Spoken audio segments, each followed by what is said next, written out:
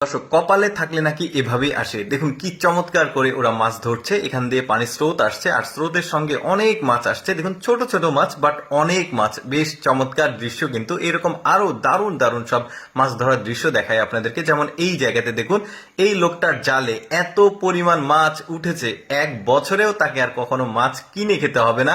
দেখুন এত পরিমাণ মাছ, মাছের সাইজগুলো ছোট, বাট অনেক মাছ, পুরো জাল তার ভর্তি হয়ে গেছে।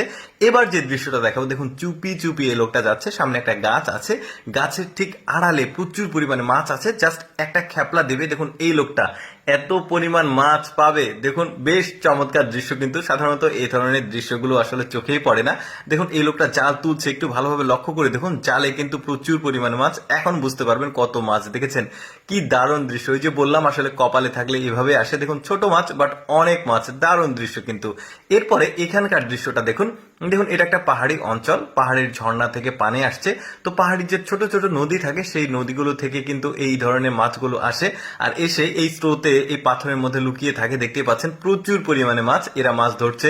দেখুন কি পরিমাণ মাছ, ছোট ছোট মাছ, বাট অনেক মাছ। সবগুলোই কিন্তু আসলে ছোট মাছগুলো বেশ দারুণ। বড় মাছের দৃশ্যগুলো দেখাবো একটু পরে। দেখুন বালতি একদম ভরে গেছে, ওরা খুব মজা করে মাছ ধরছে। দেখুন এরা আবার হাত দিয়ে খুঁটে খুঁটে ধরছে, মানে পাথরের ফাঁকে ফাঁকে গিয়ে মাছগুলো লুকিয়ে আছে। দেখুন এখানে নেটটা দিয়েছে, দেখুন নেটটা ভর্তি হয়ে যাবে। এই যে দেখেছেন কি চমৎকার দৃশ্য। তারপরে এখানকার যে দৃশ্য দেখাবো, এটা তো আরো সুন্দর।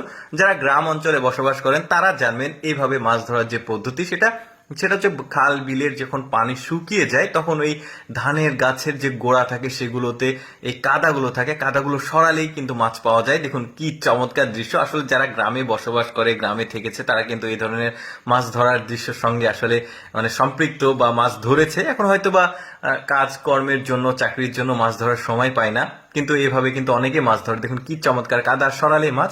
অনেকে এই মাছকে তারাবাইম বলে, অনেকে আবার গুতুম মাছ বলে, অনেকে গুচি মাছ বলে। এবার দেখুন বন্যার পানিতে মাছ ধরার দারুণ দৃশ্য দেখায় আপনাদেরকে।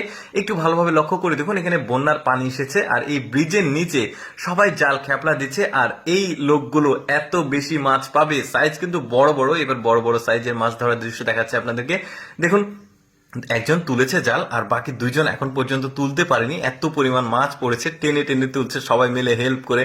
কি দারুণ দৃশ্য। আমাদের দেশেও যখন বন্যা হয় তখন কিন্তু এভাবে ব্রিজের নিচে সবাই মাছ ধরে। ওই যে বললাম যারা গ্রামাঞ্চলে বসবাস করে তারা এই ধরনের মাছ ধরেছে। এখন হয়তো বা কর্মব্যস্ততার জন্য আসলে মাছ ধরার সময় পায় না।